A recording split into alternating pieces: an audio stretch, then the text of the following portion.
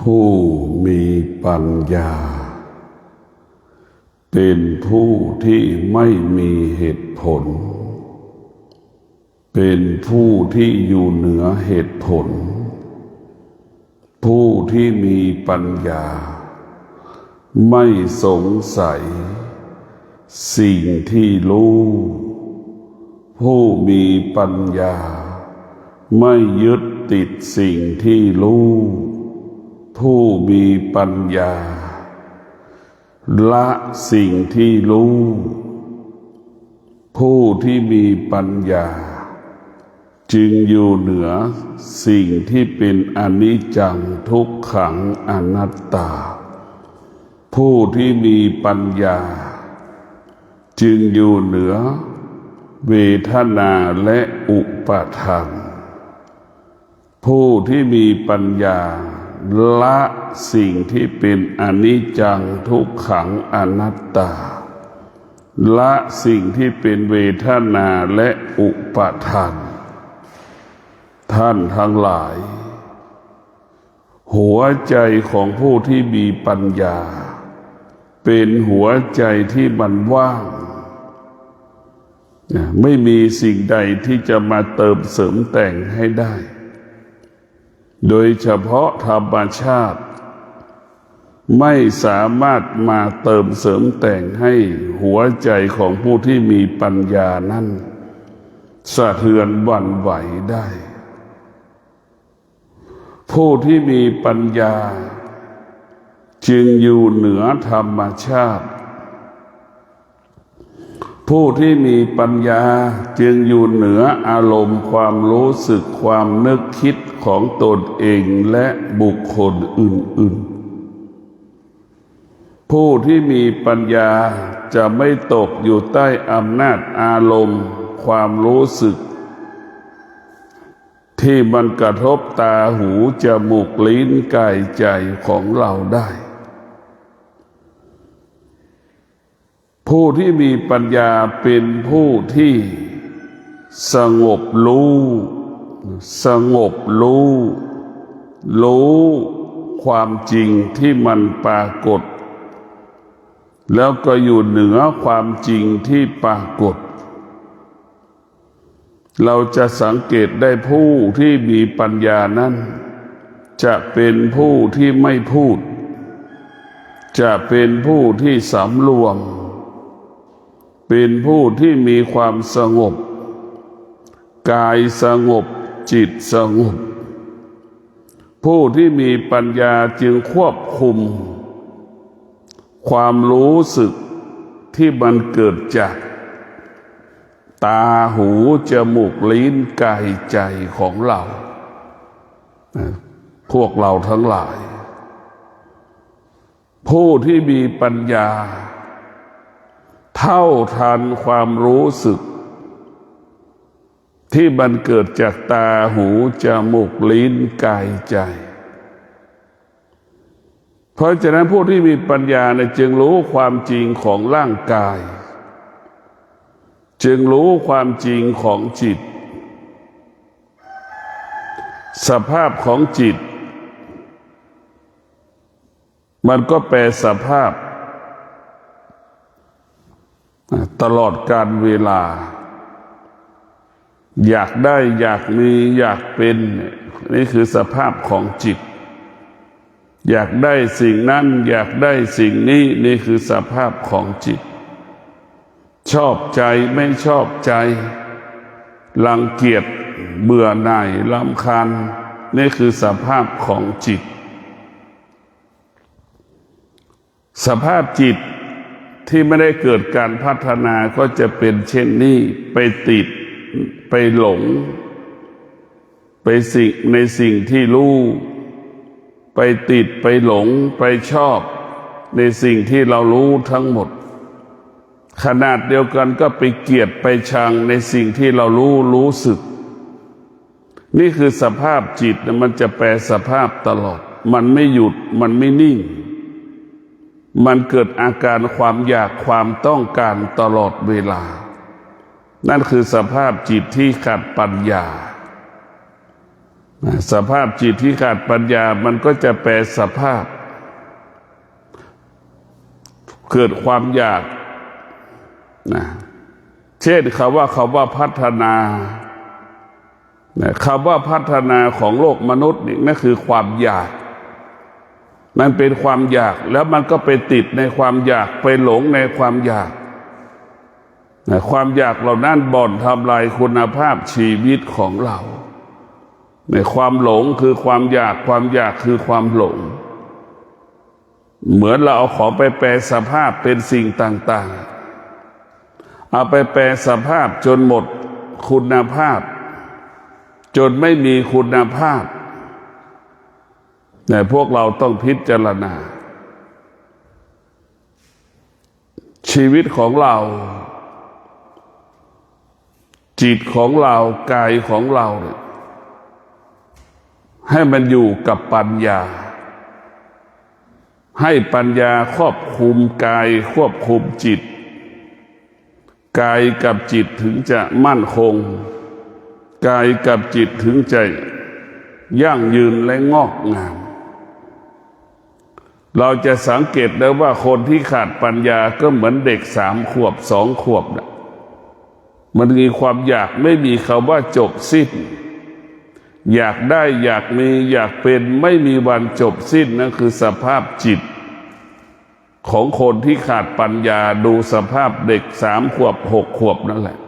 เป็นสภาพนั้นเราอยากเห็นคนที่มีปัญญาเหมือนอยากเห็นคนที่มีปัญญาเป็นดั่งสภาพพ่อและแม่ของเรา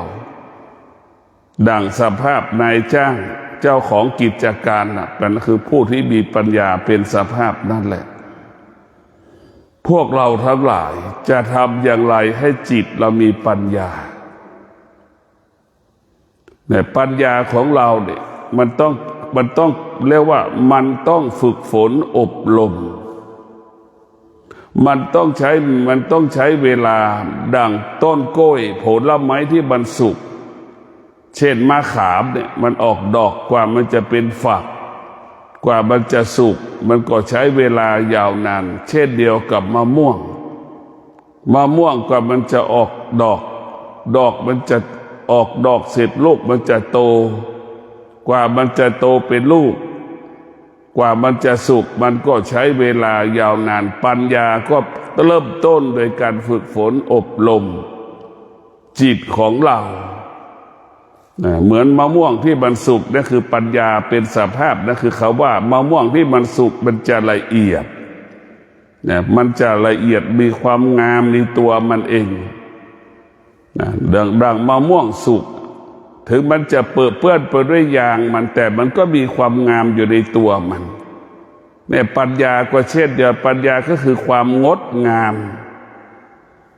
ปัญญาคือความงดงาม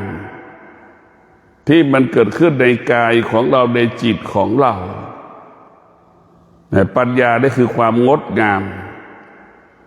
มันเกิดขึ้นในกายมันเกิดขึ้นในจิตทั้งกายทั้งจิตถ้ามันมีปัญญาหรือมันเกิดปัญญาแล้วนี่มันก็จะละสิ่งต่างๆเช่นกายของเรามันก็ไม่ยึดติดกับเสื้อผ้าจำนวนมากมันก็จะเป็นสภาพดังโยคีฤาษีเศษผ้าอย่างนั้นแหละชุดเดิมซ้ำๆซากๆนั่นคือคนที่มีปัญญาคนที่ขาดปัญญาใส่เสื้อตัวแล้วตัวเล่านั่นคือคนที่ขาดปัญญาใส่เสื้อตัวนี้เสร็จวันหนึ่งตั้ง3 ชุด4 ชุดก็ยังมีเปลี่ยนแล้วเปลี่ยนอีกใน1 วันก็ยังมีนะคนขาดปัญญา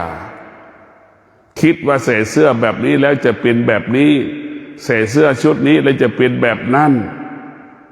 นี่คือคนที่มีปัญญาคิดแบบคนที่ขาดปัญญาก็จะคิดปรุงแต่งคิดเองเองนั่นคือคนขาดปัญญาคนที่มีปัญญาจะไม่มีคำว่าปรุงแต่งจะใส่ชุดเดิมซ้ำดังพระพุทธเจ้าทรงบัญญัติให้เราใส่จีวรเห็นไหมนั่นแหละใส่จีวรก็มีสีเดียวนั่นแหละ2-3 สีนั่นแหละใส่จีวรมีแค่3 สีพวกเราก็สีเดิมนั่นแหละซ้ำซากสีเดิมไม่มีคำว่าสีนั้นสีนี้ พระพุทธเจ้าจึงรู้ความจริงเสื้อผ้าที่เราใส่ปกปิดร่างกายกันร้อนกันหนาวนี่คือปัญญาผู้ที่มีปัญญาจะเข้าใจเช่นนี้นะไม่ได้ใส่เพื่อสวยเพื่องามไม่ได้ใส่เพื่ออวดใครเป้าหมายของการใส่เสื้อผ้าคือให้ร่างกายอบอุ่นปกปิดร่างกายให้ร่างกายอบอุ่นนี่คือหลักของการใส่เสื้อและผ้ากางเกงของเราแต่คนส่วนมากขาดปัญญาใส่เสื้อเพื่อสวยเพื่องามโอ้อวดกันแข่งขันกันใส่เสื้อผ้าอวดฐานะอวดสังคมอวดกันยี่ห้อต่างๆแบรนด์เนมต่างๆนี่แหละคนที่ขาดปัญญามันจะอยู่กับสังคมมันไม่ได้อยู่กับธรรมชาติคนที่มีปัญญาได้จะเอาธรรมชาติมาเป็นต้นแบบคนที่ขาดปัญญาได้เอาสังคมมาเป็นต้นแบบสังคมเนี่ยมันก็ไม่ใช่ความจริงสมมติกันขึ้นมาสมมติกันเราจะเห็นนักข่าวที่ออกทีวีเนี่ยมันเอาแป้งไปโปะโปะโปะโปะโปะโปะใบหน้ามันจนไม่เห็นผิวหน้ามาเลยพวกเราทั้งหลายนั่นแหละคือเราไปปรุงแต่งหมดเราจะเห็นได้ว่าปัญญาก็หมายถึงธรรมชาติดังผู้เฒ่าผู้แก่หนุ่มสาวที่อยู่บนเขาบนดอยเห็นไหมไม่ได้ปรุงแต่งไม่ได้เอาแป้งมาโปะจนลบผิวหนังตัวเองมันไม่มีอยู่กับความเป็นจริงผู้ที่มีปัญญาจะอยู่กับความเป็นจริงความจริงเท่านั้นที่จะทำให้ผู้ที่มีปัญญานั้นมั่นคงคนที่ขาดปัญญาเป็นคนที่ขาดความมั่นคงแต่พวกเราต้องพิจารณาผู้ที่ขาดปัญญาได้จะอยู่กับความเป็นจริงเช่นกินก็ให้มันอิ่มนอนก็ให้มันหลับปฏิบัติหน้าที่ก็ให้มันเกิดคำว่าสำเร็จประกอบอาชีพก็ให้มันเกิดคำว่าสำเร็จนี่แหละคือผู้ที่มีปัญญาได้อยู่กับความเป็นจริงอยู่กับความเป็นจริงตลอดเวลา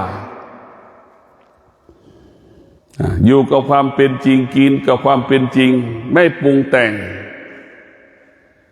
ผู้ที่มีปัญญาจะเป็นผู้ที่มีระเบียบเป็นผู้ที่มีวินัย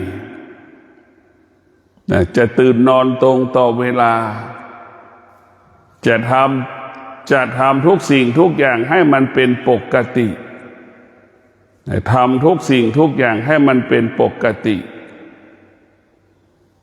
คำว่าปกติก็คือทำตื่นตีห้าปกติของผู้ที่มีปัญญาก็จะตรงต่อเวลากินข้าว7:30อย่างเงี้ยแล้วมันก็ตรงต่อเวลาจะกินข้าวเที่ยงวันเนี่ยคือตรงต่อเวลาจะนอนจะสวดมนต์2 ทุ่มนี่คือตรงต่อเวลา3 ทุ่มจะนอนหลับนี่คือตรงต่อเวลาเพราะฉะนั้นผู้ที่มีปัญญาจะทำทุกสิ่งทุกอย่างให้มันเป็นปกติจะไม่ผิดพลาดในเวลานั้นๆจะเป็นผู้ตรงต่อเวลาเป็นผู้ที่ซื่อสัตย์ต่อเวลาผู้ที่มีปัญญาจะให้ความเป็นธรรมแก่ตนเองและบุคคลอื่นๆแต่ผู้ที่มีปัญญาจะไม่เอาเปรียบบุคคลอื่นๆจะมีเมตตาต่อบุคคลอื่นๆแต่คนที่มีปัญญาเป็นผู้ที่มีเมตตาแต่พวกเราต้องพิจารณา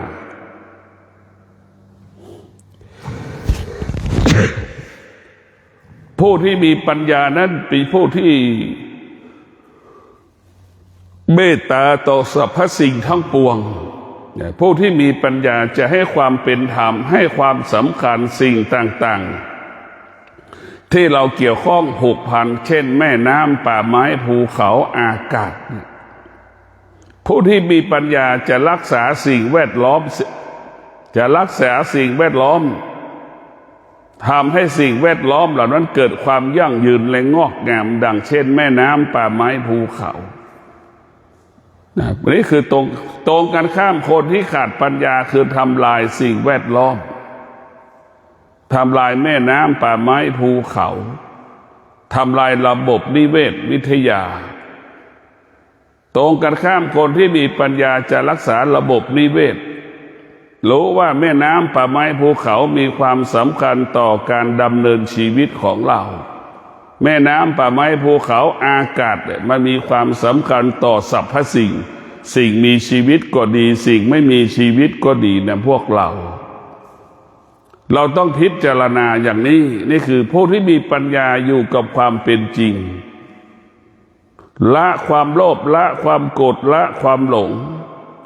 ความโลภความโกรธความหลงไม่มีค่าไม่มีความหมายใดๆสำหรับผู้ที่มีปัญญาในพวกเราทั้งหลายผู้ที่มีปัญญานั้นปราศจากความโลภความโกรธความหลงสิ่งเหล่านี้ไม่มีค่าสิ่งเหล่านี้ไม่มีความหมายใดๆหัวใจของผู้ที่มีปัญญานั้นอยู่กับความเป็นจริงเรียกว่าสัพตาเห็นรูปมันก็ไม่มีค่าหูได้ยินเสียงมันก็ไม่มีค่าในเสียงนั้นๆรู้เฉยๆจมูกสัมผัสกับกลิ่นก็ไม่มีค่าลิ้นสัมผัสกับรสชาติอาหารก็เป็นสิ่งที่ไม่มีค่ากายสัมผัสกับของแข็งของอ่อนที่มันกระทบกายไม่มีค่าจิตมันรู้สึกสารพัดความรู้สึกมันก็ไม่มีค่าหัวใจของผู้ที่มีปัญญาจึงเป็นผู้รู้แล้วก็อยู่เหนือสิ่งที่เรารู้ตลอดกาลเวลาแต่พวกเราทั้งหลายคนส่วนมากขาดปัญญาจึงไม่มีความสุขจึงไม่พบความจริงของชีวิตคนที่ขาดปัญญามีเหตุมีผลมีข้ออ้างมีข้อแก้ตัวคนที่ขาดปัญญาจึงเป็นผู้ไม่พัฒนาเพราะมีเหตุมีผลเป็นผู้ที่ไม่พัฒนาคนที่ขาดปัญญาได้มีเหตุมีผลมีข้ออ้างมีข้อแก้ตัวแต่คนส่วนมากยกย่องคนที่มีเหตุผลทัศนคติคนที่มีเหตุผลก็คือเป็นคนที่มีกิเลสคนที่ไม่มีเหตุผลคนนั้นคือไม่มีกิเลสคนที่มีเหตุผลเป็นคนที่มีความอยากคนที่ไม่มีเหตุผลเนี่ยเป็นคนที่ไม่มีความอยากเนี่ยมันจะแตกต่างกันพวกเราทั้งหลายธรรมะของพระพุทธเจ้าจะอยู่กับความเป็นจริงเนี่ยความอยากมันเป็นปกติของมนุษย์แต่มนุษย์ที่มีปัญญาควบคุมความอยากนั้นได้ความโลภความโกรธความหลงเหล่านี้ก็เป็นธรรมชาติของมนุษย์แต่มนุษย์ผู้มีปัญญาก็สามารถควบคุมสิ่งเหล่านี้ได้สิ่งเหล่านี้ไม่สามารถทำให้ดวงจิตเราสะเทือนและหวั่นไหวได้แต่พวกเราทั้งหลายต้องพิจารณาว่าไม่สามารถทำให้เรานั้นสะเทือนและหวั่นไหวได้จึงฝากให้พวกเราได้โปรดพิจารณาโปรดพิจารณาสิ่งที่เรารู้สิ่งที่เราเห็นสิ่งที่เราสัมผัสจึงขอให้พวกเราได้พิจารณาผู้ที่มีปัญญานั้นจะสงบรู้เห็นทุกสิ่งทุกอย่างแล้วก็อยู่เหนือทุกสิ่งทุกอย่างรู้ทุกสิ่งทุกอย่างก็ละทุกสิ่งทุกอย่างพวกเราทั้งหลายผู้ที่มีปัญญานั้นเป็นหัวใจที่ประเสริฐมีแต่เมตตาธรรมเช่นผู้ที่มีปัญญาเนี่ยพื้นฐานของปัญญาก็คือสติสัจจะวิริยะขันติก่อให้เกิดคำว่าปัญญาสติสัจจะวิริยะขันติองค์ประกอบของปัญญามันจะเกิดปัญญาได้มันต้องประกอบไปด้วยสติสัจจะวิริยะขันติเรียกว่าเป็นพื้นฐานให้เกิดปัญญาปัญญาจะเกิดขึ้นได้ต้องอาศัยสติสัจจะวิริยะขันติจึงทำให้เราเกิดปัญญาได้พวกเราทั้งหลายสิ่งเหล่านี้เป็นสิ่งที่มีค่าสิ่งเหล่านี้เป็นสิ่งที่ประเสริฐเราต้องพิจารณาชีวิตของเรา ชีวิตของเรามันเป็นแค่นี้มันเป็นแบบนี้ของมันเราต้องพิจารณาอยู่ตลอดกาลเวลาคนเราถ้าขาดปัญญามันก็ปราศจากความสงบคนที่มีปัญญาจะเป็นคนที่มีความสงบคนที่ขาดปัญญาเป็นคนที่มีความสุขคนที่ขาดปัญญาเป็นคนที่ไม่มีความสุขมีปัญญาหาเงินแต่ไม่มีความสุขนะเพราะกายไม่สงบจิตไม่สงบมันจึงไม่มีความสุขที่สุดสมบัติที่เราหามาได้มันไม่สามารถทำให้เรามีความสุขพวกเราทั้งหลายถึงแม้มันจะสุขแต่แค่เราสมมุติว่ามันสุขเฉยๆอันแท้จริงมันไม่ได้มีความสุขมันไม่ได้เกิดความสุขจึงฝากให้พวกเราได้โปรดพินิจพิจารณาชีวิตของเรานั้นมันอยู่ภายใต้การเปลี่ยนแปลงจึงฝากพวกเราได้พิจารณาชีวิตของเราต้องพึ่งพาอาศัยธรรมะมันมาเป็นหลักในการควบคุมชีวิตควบคุมเราอาศัยธรรมะเมื่อไหร่แล้วธรรมะนั้นก็จะอยู่ในกายในจิตเราโดยเฉพาะธรรมะภาคปฏิบัติจะละอารมณ์ล้างความรู้สึกธรรมะภาคปฏิบัติจะไม่ใช้ความคิดจะใช้สติจะใช้สมาธิเป็นหลักให้พวกเราได้เข้าใจว่าธรรมะภาคปฏิบัติเราจะงดใช้ความคิดกลับมาใช้สติกลับมาใช้สมาธิให้มากกว่าความคิดความคิดเป็นเหตุให้รู้พวกเราความคิดเป็นเหตุให้รู้สติกับสมาธิให้เราอยู่เหนือสิ่งที่เรารู้เราจะให้รู้แค่นี้เลยพวกเราทั้งหลายเป็นให้เราอยู่รู้มันอยู่ง่ายเรียกว่าผู้ที่มีปัญญาเนี่ยจะอยู่ง่ายๆไม่มีเหตุไม่มีผลใดๆทั้งสิ้นอยู่ง่ายกินง่ายนะอยู่ด้วยปัญญาจะเป็นเช่นนั้นได้ว่าอยู่ตามความเป็นจริงอยู่ง่ายกินง่ายผู้ที่มีปัญญาก็ไม่แตกต่างจากคนที่มันโง่เงียบสงบเหมือนไม่รู้คือไม่แสดงตัวตนว่าเป็นคนที่ฉลาดผู้ที่มีปัญญาส่วนมากจะเหมือนคนโง่คือสงบรู้สิ่งที่เราสัมผัสรู้สึกไม่ออกอาการไม่สำแดงอาการใดๆทั้งสิ้นอันนี้แหละคือชีวิตของเราก็จะเป็นเช่นนั้นเป็นแบบนั้นแหละพวกเราจึงฝากให้พวกเราได้พิจารณาว่าชีวิตของเรานั้นอยู่ภายใต้การเปลี่ยนแปลงตลอดเวลาถ้าเรามีปัญญาเนี่ยอะไรจะเปลี่ยนแปลงเราก็อยู่ได้ดังคำว่าชีวิตอยู่ได้ด้วยความเข้าใจชีวิตอยู่ได้ด้วยความเข้าใจเมื่อเราเข้าใจกายเราก็ปกติจิตเราก็ปกติในพวกเราทั้งหลายกายวาจาใจเราปกติตลอดเขาว่าเข้าใจที่นี้ก็คือเข้าใจความจริงของความโลภความโกรธความหลงเข้าใจความจริงที่มันเป็นอยู่ที่มันเกิดขึ้นอยู่แต่ละชั่วโมงชอบใจไม่ชอบใจความสุขความทุกข์สิ่งเหล่านี้แหละมันจะเข้าใจสิ่งเหล่านี้ผู้ที่ชีวิตอยู่ได้ด้วยความเข้าใจอยู่กับหมาเราก็เข้าใจหมาเราอยู่กับกระต่ายเราก็เข้าใจกระต่ายเรียกว่าชีวิตอยู่ได้ด้วยความเข้าใจแต่เราอยู่กับหมาแต่เราไม่ได้เป็นหมาแล้วเข้าใจให้เราเข้าใจเช่นนี้ เมื่อเรามีความเข้าใจอยู่ที่ใดก็ปกตินะพวกเราทั้งหลายหัวใจของคนที่มีปัญญาอยู่ที่ใดก็ปกติเป็นอมตะเห็นหลวงปู่ทองวัดพระธาตุสีจอมทองนี่เป็นหลักเป็นผู้ที่มีปัญญาเป็นแล้วว่าสติปัญญามากหลวงปู่ทองจะสงบ90%จะสงบนะวุ่นวายแค่10%วุ่นวายหมายความว่าพูดจะใช้คำพูดเนี่ย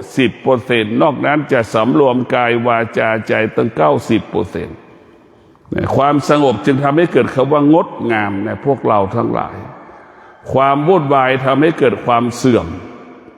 ความสงบทำให้เกิดความงดงาม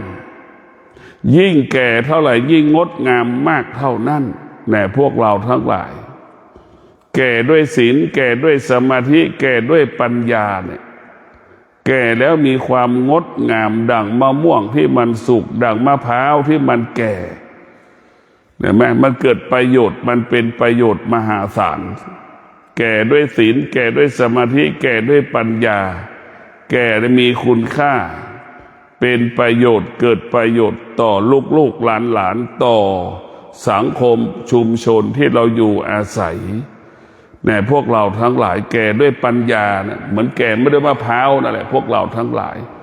เนี่ยร่างกายเราเปรียบเสมือนมะพร้าวเปลือกมะพร้าวจิตเราก็เหมือนเนื้อมะพร้าวนะพวกเราทั้งหลายเนี่ยมันมีความอร่อยมะพร้าวแก่นึกดูทำอะไรก็ได้หมดมะพร้าวแก่แปรสภาพได้หลายๆอย่างเราจะเอาน้ำมันมะพร้าวก็ได้เราจะกินกากกินเนื้อมะพร้าวก็ได้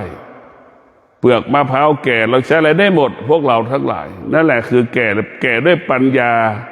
แก่ด้วยศีลแก่ด้วยสมาธิแก่แล้วมีประโยชน์เกิดประโยชน์มหาศาลดังมะพร้าว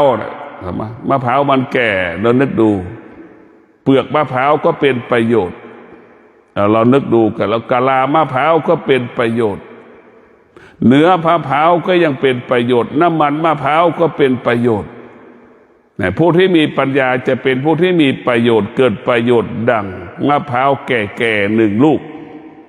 มันเป็นประโยชน์หมดคนที่ขาดปัญญาเหมือนมะพร้าวมันหนุ่ม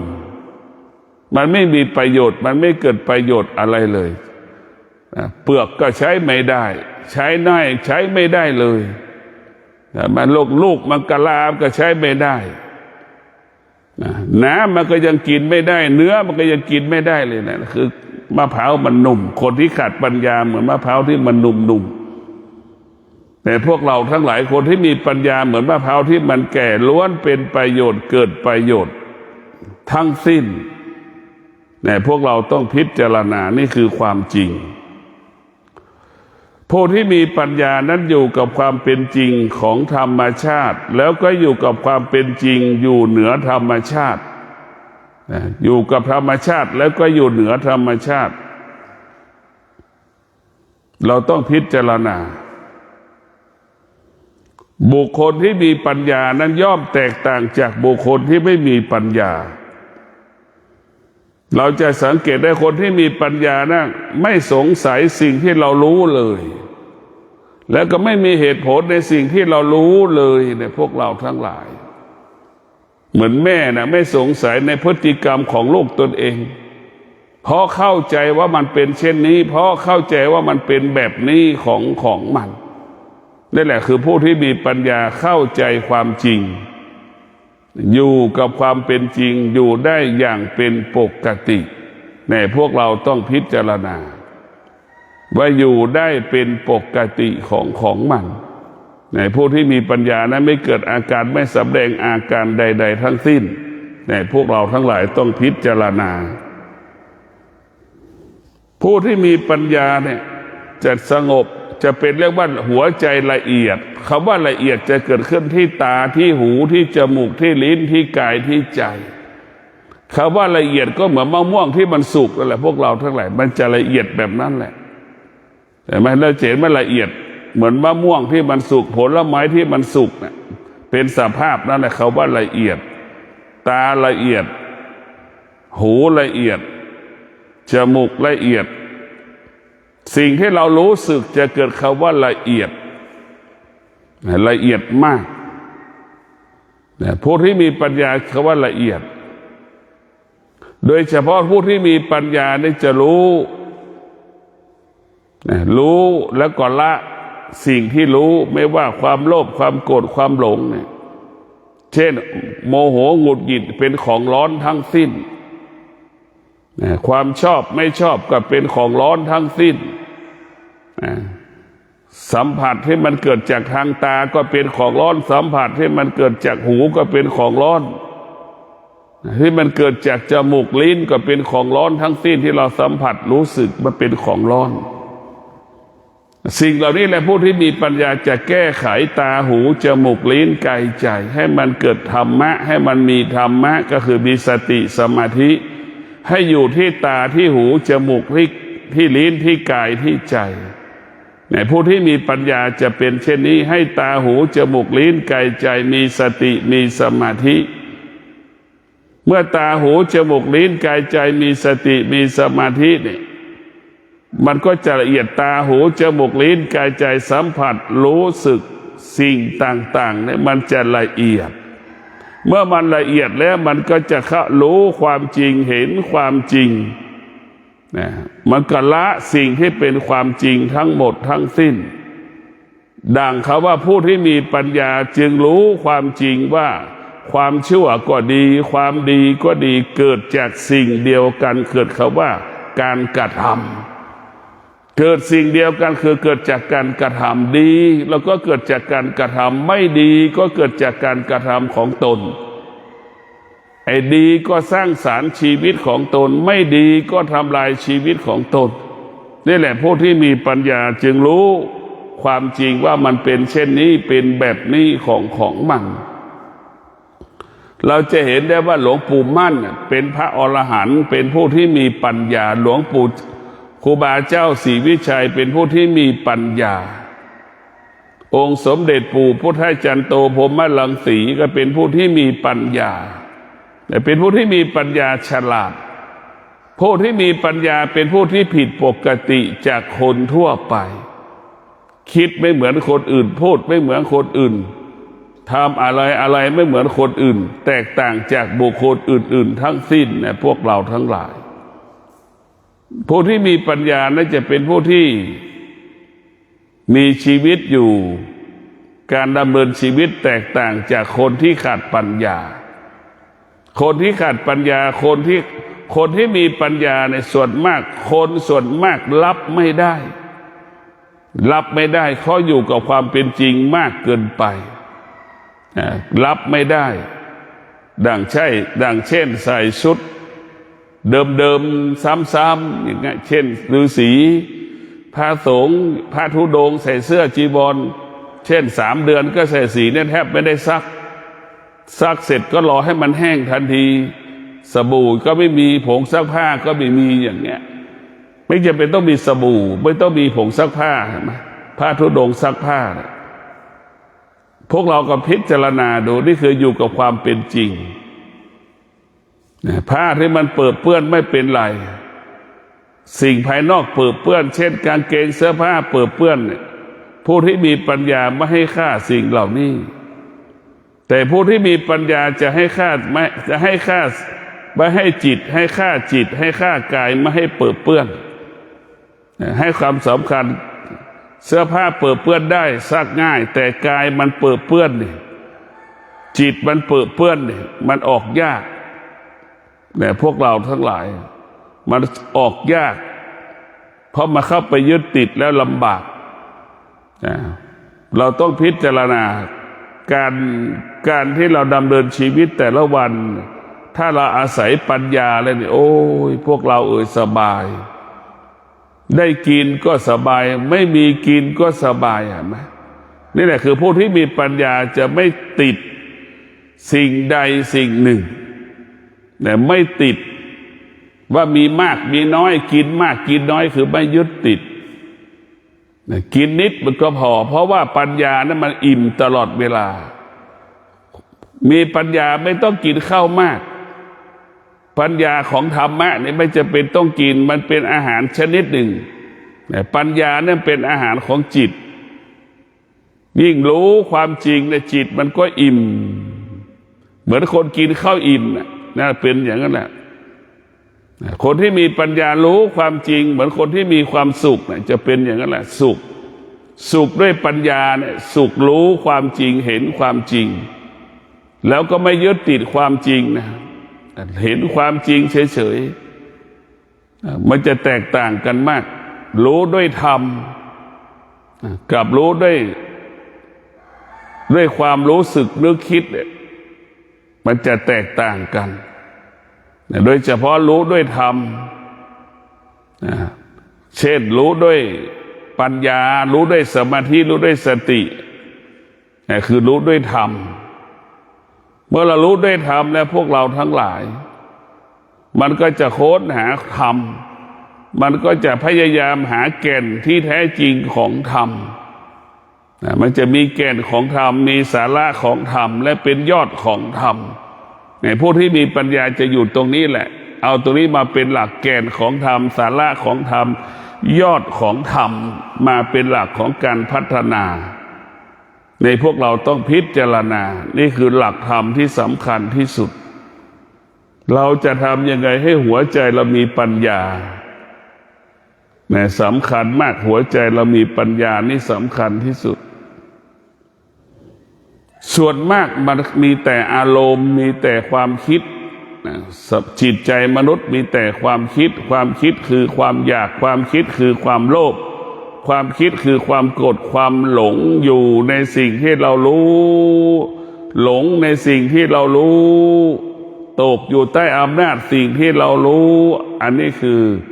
หัวใจของคนที่ขาดปัญญาจะเป็นเช่นนี้ติดบทเลยไปไหนไม่ได้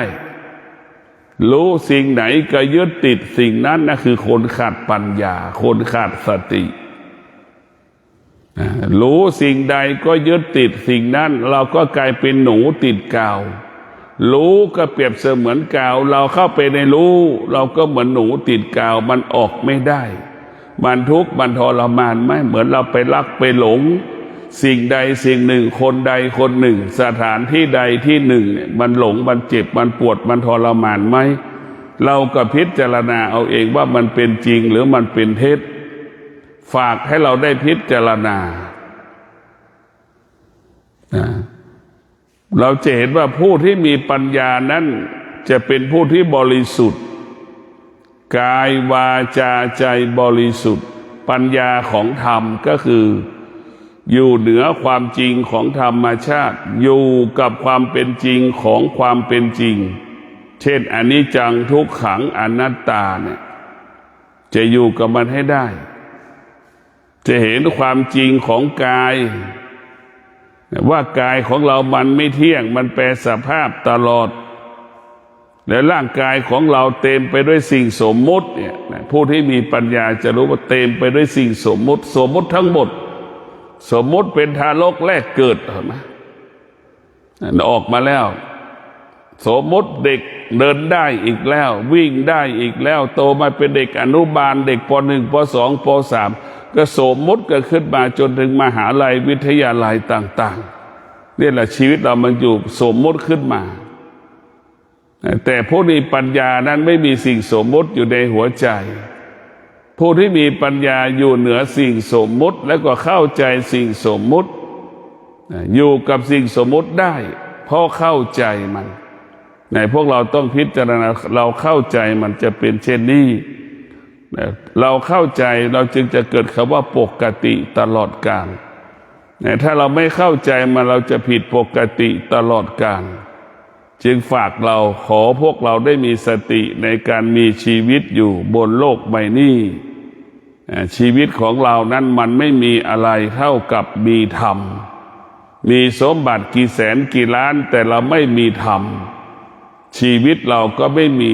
ความจริงอยู่ในหัวใจมีทรัพย์มีสมบัติแต่ไม่มีปัญญา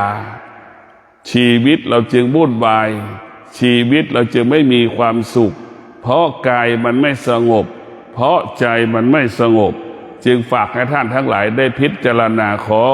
ให้ทั้งหลายมีปัญญาญาณยิ่งขึ้นไปขอเจริญพร